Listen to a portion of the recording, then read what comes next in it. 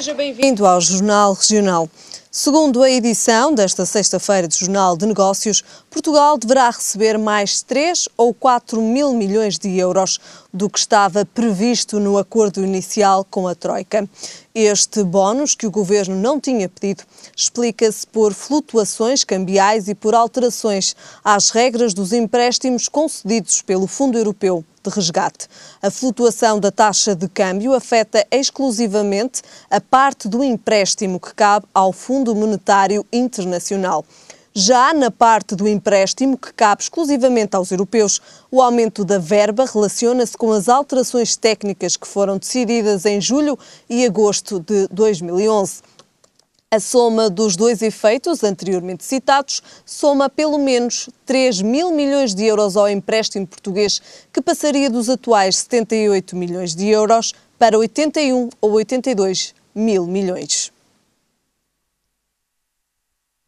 Ficamos agora com a síntese das notícias regionais.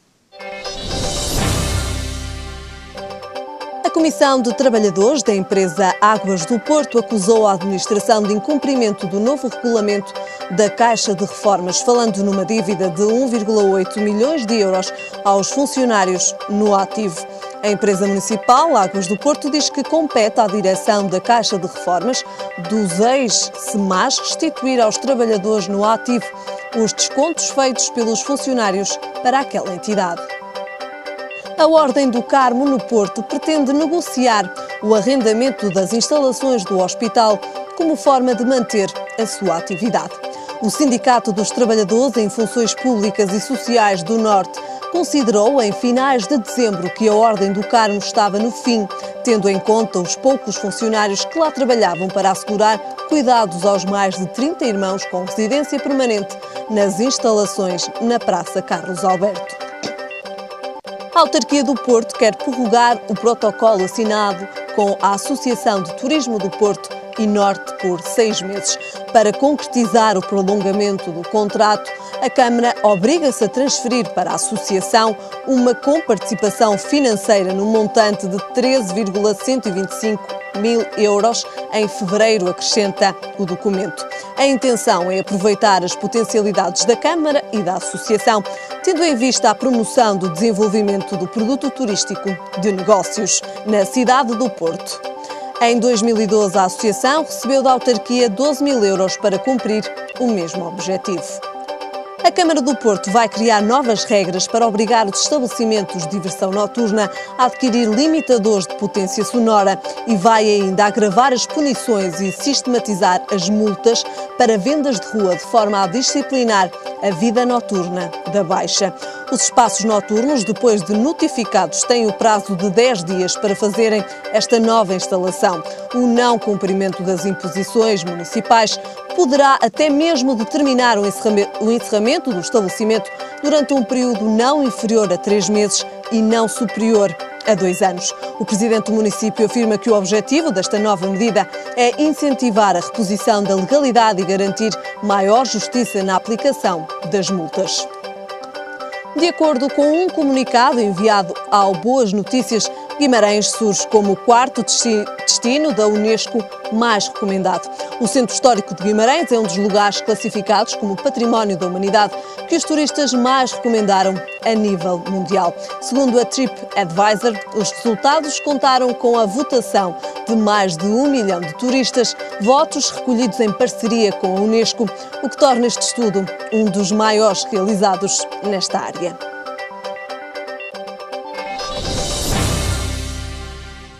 E o relatório do Fundo Monetário Internacional aconselha o governo português a cortar salários, subsídios e funcionários públicos, sendo que um dos setores mais afetados pelo fundo é o da educação. 50 mil professores estão em risco de serem dispensados.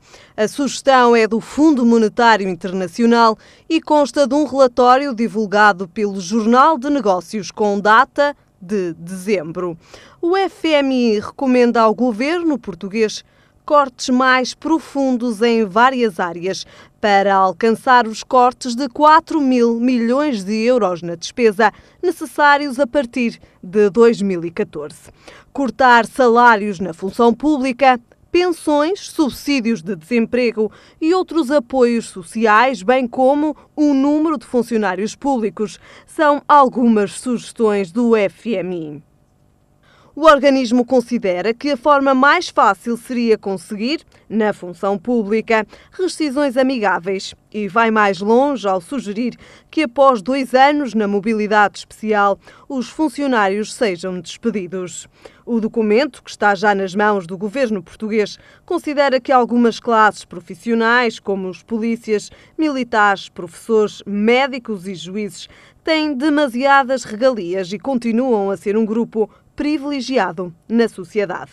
No caso concreto dos professores, a dispensa de 50 mil permitiria uma poupança de 710 milhões de euros. O número de professores no desemprego duplicou em 2012 e as contas para 2013 destes profissionais parece que vão ficar ainda mais difíceis. São 81 anos de história ligada ao desporto. O Sport Clube da Senhora da Hora dá o seu contributo ao desporto, essencialmente com as escolinhas. História feita essencialmente de bons momentos. A ideia partiu de um grupo de amigos na década de 20 e, em 1931, era formado o Sport Clube da Senhora da Hora. 81 anos depois, continua a fomentar o desporto, principalmente entre os mais jovens. O Senhora da Hora é essencialmente um clube de formação. Existem ali cerca de 600 e tal atletas a praticar desporto. A grande maioria são jovens e é nessa linha que vamos continuar, atendendo a que é isso que faz falta àquela cidade. É que não há, praticamente é o único clube que tem um espaço na Senhora da Hora, com um espaço que pode pôr ao dispor de toda aquela gente. Para a Senhora da Hora, a associação é uma mais-valia e tem contribuído ao longo dos anos para a formação desportiva de muitos jovens da freguesia. Para a Junta de Freguesia ter uma coletividade como a Senhora da Hora é criar condições para que os seus atletas sejam bons atletas e bons cidadãos, é prestigioso, é muito importante termos coletividades como a Senhora da Hora, com a dinâmica do Senhora da Hora, no contexto sociológico da nossa cidade. Ao longo dos anos, o Sport Clube da Senhora da Hora teve um pouco de tudo, mas a verdade é que também teve alguns momentos menos bons. Consigo. Vai há 2, 3 anos, foi por dívidas ao fisco, do Sport Clube da Senhora da Hora, que vinham acumuladas já há uns anos, foi posto em haste pública a venda do espaço. Isso tirou-me o sono, a mim e a todos os sócios, mas depois conseguimos, através da ajuda de muita gente, incluindo as autarquias e isso tudo, conseguimos liquidar essa dívida, que foi um passo muito grande, que eram 300 mil euros, e foi um passo muito grande, mas foi um momento de aflição muito grande também. No entanto, o otimismo é a palavra-chave para os 81 anos da associação. Não vamos parar. De uma maneira ou de outra o clube vai continuar, 81 anos, vamos ter muitos 81 anos pela frente. Muito bem, estamos precisamente na época de Natal. 2013 assinala os 250 anos da Torre dos Clérigos. O monumento é um dos cartões de visita da cidade do Porto e um marco da arquitetura barroca. A visita é obrigatória este ano e fica aqui o convite. É uma tarde solarenga como outra qualquer. Lá em cima, o relógio dá 5h25.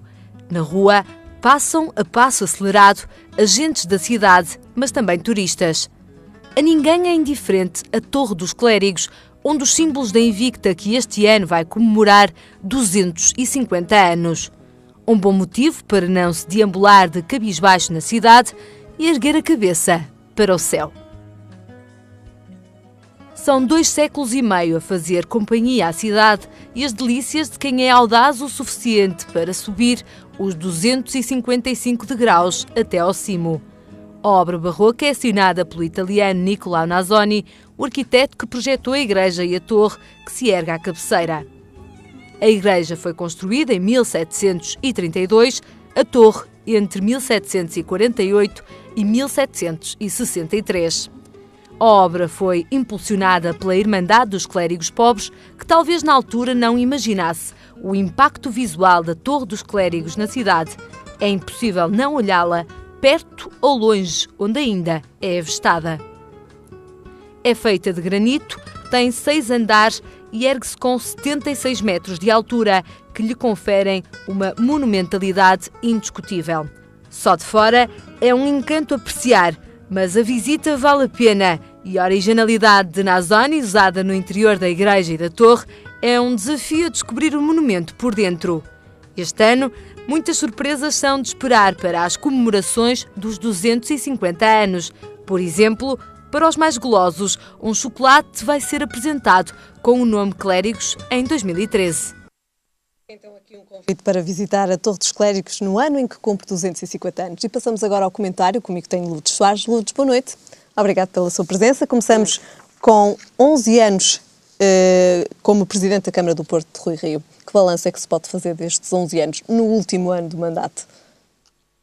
Este último ano de mandato marca talvez uma época de grande estabilidade em termos de gestão autárquica no Porto. Penso que é o primeiro Presidente que está há tanto tempo à frente da Câmara do Porto. Mas eu acho que neste mandato tivemos coisas positivas e negativas. Eu penso que, em termos globais, o mandato pode-se considerar, os 3 mandatos podem-se considerar como mandatos de sucesso. Acho que o Rui Rio conseguiu deixar a sua marca na cidade. Podemos destacar como pontos positivos a credibilidade que ele conferiu à sua gestão, desde logo quando avançou completamente independente de uma série de lobbies que estavam estabelecidos na cidade, o lobby desportivo, os lobbies económicos. Ele avançou um bocado quase como um cowboy solitário, foi muito criticado na altura a forma como se assumiu. Como fez, não é? Como fez, mas depois toda a sua gestão autárquica foi no sentido de reafirmar essa credibilidade.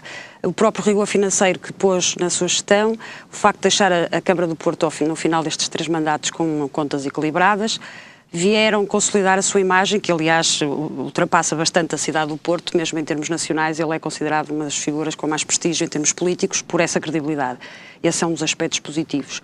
Outro aspecto positivo nesta gestão tem sido a forma como a Câmara tem sido gerida, apontada mais para a malha fina. Portanto, o Rui Rio não se preocupou com obras faraónicas e despesistas, preocupou-se sim com o cidadão, melhorar as condições de vida dos cidadãos. Isso é muito visto quando olhamos para a forma como foram encerradas obras como o Túnel de Ceuta, por exemplo. Foi ele que conseguiu fechar uma série de buracos que existiam na cidade e que estavam por funcionar. A reabilitação urbana de toda a Baixa foi um projeto também liderado por ele. Portanto, esse aspecto é muito positivo. A reabilitação dos bairros sociais não pode ser esquecida. O facto de termos a paz social no Porto, quando durante estes últimos anos assistimos em outras grandes cidades europeias a situações de grande turbulência devido à questão dos bairros sociais não terem sido tratadas, e no Porto esse aspecto se calhar não tem tanta visibilidade, mas é um aspecto muito importante. Portanto, esse seria um segundo grande aspecto, a forma como ele geriu a cidade. E o terceiro aspecto, eu acho que foi o reforço da marca Porto. Toda a animação cultural que a cidade viveu durante estes anos fizeram com que neste momento o Porto seja uma das cidades, em termos de guias, qualquer um que se fale, neste momento o Porto está colocado como um dos sítios a visitar. Penso até que foi designado em 2013 como uma das cidades a visitar em termos mundiais. Portanto, esse fluxo de turistas à cidade, a Câmara teve muita responsabilidade no facto de ter conseguido tornar a cidade num ponto atraente. Aspectos talvez menos positivos, talvez não, mesmo menos positivos, foi o facto de, por muito que Rui Rio apregoasse e se afirmasse como um líder do Porto contra o centralismo lisboeta, no final destes 3 mandatos esse centralismo parece que se sente ainda mais, não é? Quando vemos a forma como o Porto é tratado? O Porto é tratado, os dossiês à volta da cidade do Porto, do aeroporto, todas as questões relacionadas até com a forma como Lisboa foi tratada de uma forma desfavorável, aquela questão do pagamento dos terrenos do aeroporto de Lisboa, que reduziram bastante a dívida da Câmara de Lisboa. No Porto nós não tivemos esse tratamento. Temos uma série de coisas relacionadas até com gestão de equipamentos culturais que foram completamente desfavorecidos comparados com o que se passa em Lisboa. E, portanto, nesse aspecto eu acho que ele falhou, porque não conseguiu realmente combater, tentou combater, mas não conseguiu combater esse centralismo. Esse é um aspecto negativo, é um dos aspectos negativos. O outro aspecto negativo que podemos apontar também na sua gestão, ou menos conseguido, tem a ver também, ele próprio refere, o facto de ele ter tentado, numa fase inicial do mandato, acabar com aquela questão dos arrumadores toxicodependentes pela cidade. Neste momento, quem frequenta a cidade ou quem vive a cidade sente que cada vez vemos mais pessoas a dormir na rua e a fazerem esse papel dos arrumadores, porque realmente não há um projeto. Houve aquele projeto Porto Feliz inicial, que foi abandonado, inicial, e ele não conseguiu encontrar outro projeto. É evidente que Rui Rio afirma que a questão também teve a ver com o Ministério da Saúde não ter apoiado o projeto, mas ele teria a obrigação de encontrar uma alternativa. Portanto, esse é outro aspecto. A falta de liderança na Junta Metropolitana, ele também não teve este tempo todo à frente da Junta Metropolitana, mas teve nos últimos tempos, e nós vimos sempre vários autarcas do Norte a falar a várias vozes e, portanto, não houve uma liderança do Norte. Ele não a conseguiu afirmar.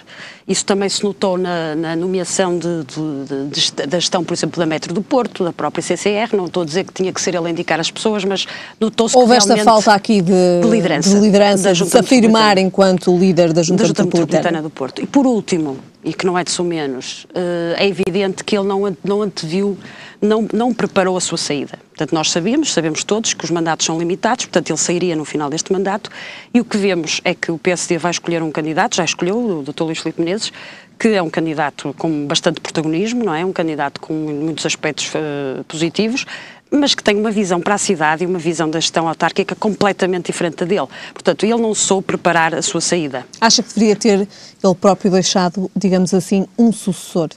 Claro que isso em democracia nós não podemos aceitar que as pessoas indiquem os seus sucessores. Agora, é normal que quando alguém acredita no seu projeto e acha que está a desenvolver um projeto para uma cidade que é um projeto de desenvolvimento, teria que ter a preocupação dentro da sua equipa de começar a lançar, no fundo, a próxima gestão autárquica. E, no fundo, parece que ele foi apanhado de surpresa, não é? Porque o desfecho é completamente diferente, os protagonistas são completamente diferentes daqueles que têm estado à frente da cidade. E havia aqui, digamos, também uma Gaia e Porto, havia esta pequena, digamos assim, rivalidade entre Gaia e Porto e, no fundo, acabamos por ver que, de facto, o Dr. Luís Filipe Menezes é agora candidato ao Porto.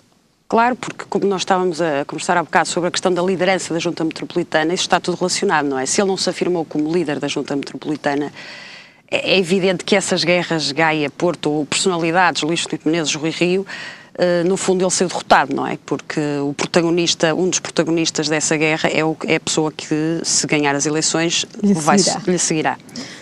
Acha que o Dr. Rui Rio é uma figura polémica e que o bairro do Aleixo foi, se calhar, o projeto mais polémico que teve durante estes 11 anos à frente da Câmara do Porto?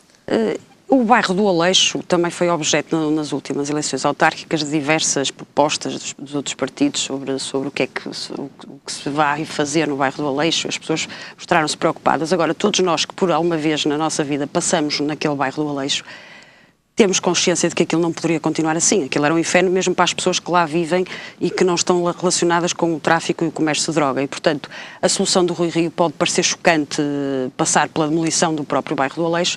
Agora, numa Europa moderna, nós sabemos que já não podemos enfiar milhares de pessoas numa determinada zona da cidade que depois funcionam como guetos. Portanto, foi controversa essa decisão dele, falhou porque não a conseguiu concluir durante o seu mandato e não vai conseguir concluir, ele já assumiu. Ele próprio admitiu e assumiu que não conseguiria. Portanto, talvez deu o pontapé para o aspecto mais importante, que era assumir uma solução para o bairro do Aleixo, que depois falhou, também devido à conjuntura económica, portanto, os próprios investidores não terão tido a força suficiente para levar depois a substituição daquela zona por uma zona mais qualificada. Agora... Mas, de facto, o Aleixo continua a precisar de um projeto. O bairro do Aleixo precisa ter um projeto.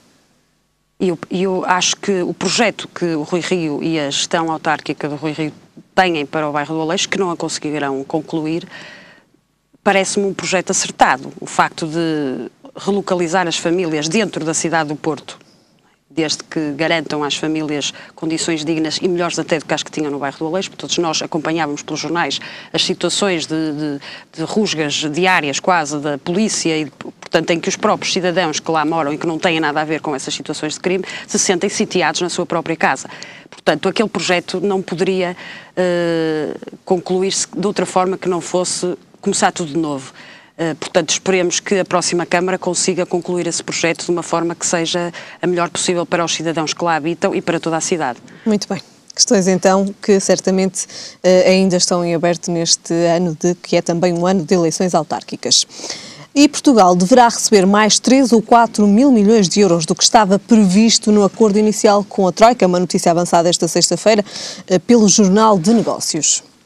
Helena, como ouvimos aqui no início do jornal, portanto, há aqui no fundo questões técnicas complexas para nós debatermos aqui e que resultam mais de questões técnicas do próprio pacote de ajuda financeira do que propriamente de um excedente que nos vai ser dado.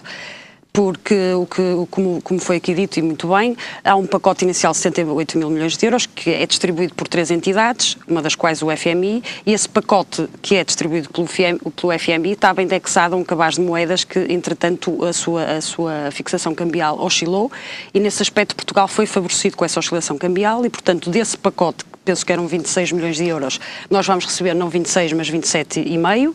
Depois há outro pacote relacionado com o Fundo Europeu de Estabilidade Financeira, que é fornecido pela zona euro e que, por razões técnicas de ter existido uma garantia prestada pelos Estados-membros da zona euro, Portugal é dispensado de prestar garantias próprias e, dessa forma, também recebe mais 2 mil milhões de euros. Porém, a notícia é um pouco recente, vamos ver se confirmam estas notícias, porque quando falamos assim em mais 4 mil milhões de euros e depois provavelmente não será bem assim, será talvez menos. De qualquer forma é uma boa notícia, porque como nós sabemos o país está carente de meios financeiros. Tudo o que seja um aumento desses meios financeiros sem nos impor ainda mais restrições... Era isso que eu lhe ia perguntar a seguir, se este aumento poderá trazer condições adicionais. Já sabemos, pelo menos pelas notícias que têm vindo a público, que não traz condições adicionais. Agora vamos ter que os pagar, não é? Portanto, não é propriamente um valor que nos é dado gratuitamente. Portanto, vamos ter que ser pago. Terá que ser pago. Dentro dos prazos estabelecidos, ou este valor, visto que isto, entre aspas, poderemos considerar um excedente daquilo que estava previsto, será pago dentro do prazo que estava estipulado ou estes valores terão outros prazos? Neste momento não sabemos ainda, mas pelas notícias que eram a público confirmadas pelo Comissário Europeu, pelo menos o jornal que a noticiou, o Jornal de Negócios, diz que o Comissário Europeu confirmou essas verbas e confirmou que não existem condições adicionais, portanto vai seguir o mesmo regime do resto do pacote, mas acho que teremos que estar atentos a como é que se desenvolve esse excedente, como é que vai ser tratado. Muito bem. Esta semana também veio a público, nomeadamente também através do Jornal de Notícias, o relatório do FMI com data de dezembro, onde sugere mais cortes em vários setores da vida portuguesa. É de facto um relatório demolidor para Portugal? Eu acho que o que nós temos que pensar bem quando vemos estas notícias, por um lado eu própria, todos nós ficamos chocados da forma como, no fundo, se fala em despedir mais 100 mil pessoas, como se fossem mais 50 mil professores, neste caso neste caso concreto da educação.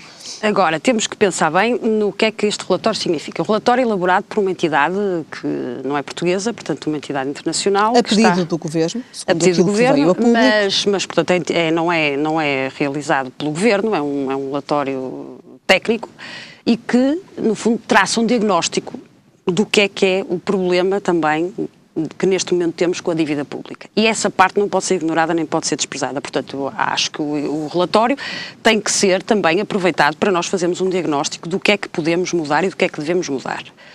A forma como veio a público é discutível. É discutível que tenha sido a melhor opção para o Governo.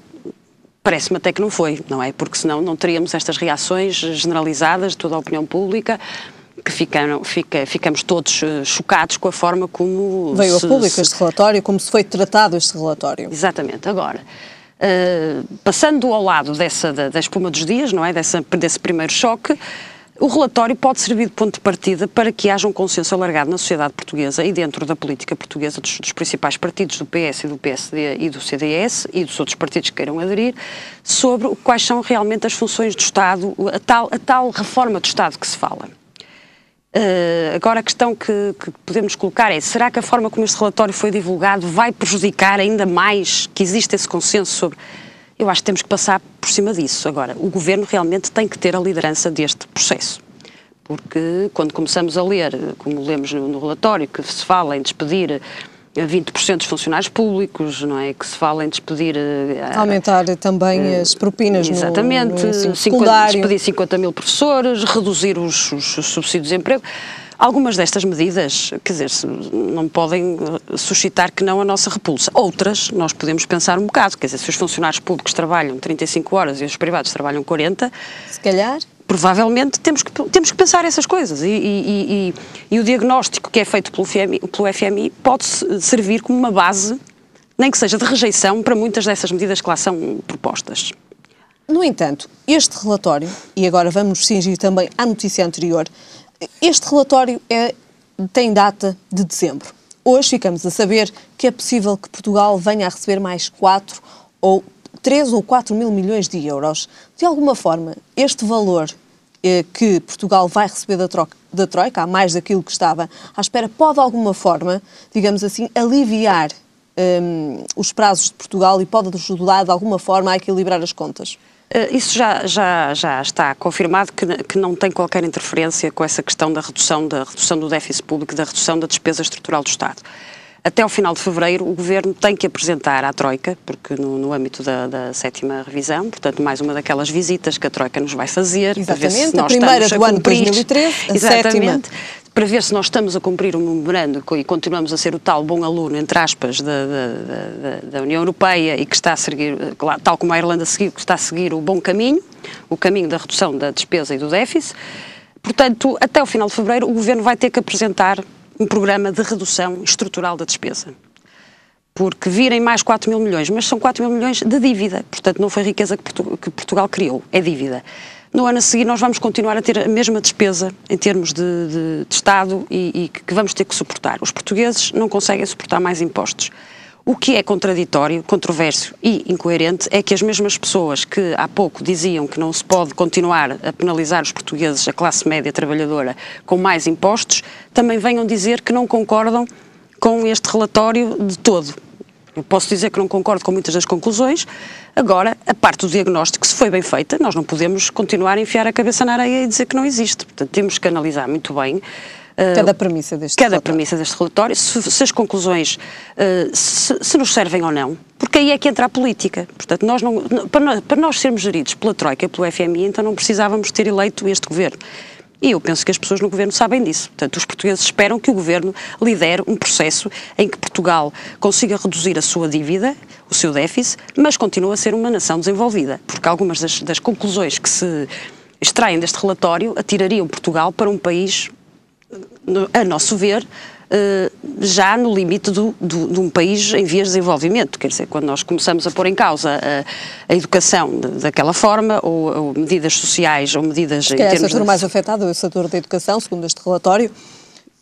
Embora nós também sabemos que muitas coisas têm evoluído na educação num sentido que provavelmente, se fôssemos a analisar, nós não estaríamos à espera. Nós sabemos, por exemplo, que atualmente com o Acordo de Bolonha, só para dar um exemplo, a maior parte dos estudantes, depois da sua licenciatura, ainda vão frequentar mestrados. Esses mestrados atualmente são todos pagos e principescamente pagos. E as pessoas não põem em causa que os alunos tenham que pagar essas propinas. Portanto, quando o relatório diz que é preciso cobrar mais propinas, penso que é no ensino superior... No ensino superior, exatamente.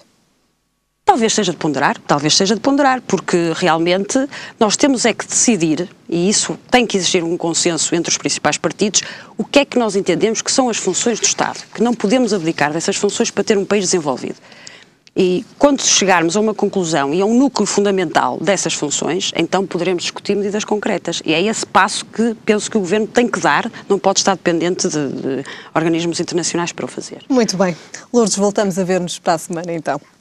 Ficamos agora com o tempo para amanhã. E em todo o país são esperados períodos de céu muito nublado e de chuva, em especial no litoral das regiões norte e centro. Quanto a temperaturas para este fim de semana, não vão descer abaixo da média. No Porto, a máxima será de 13 graus e a mínima de 10.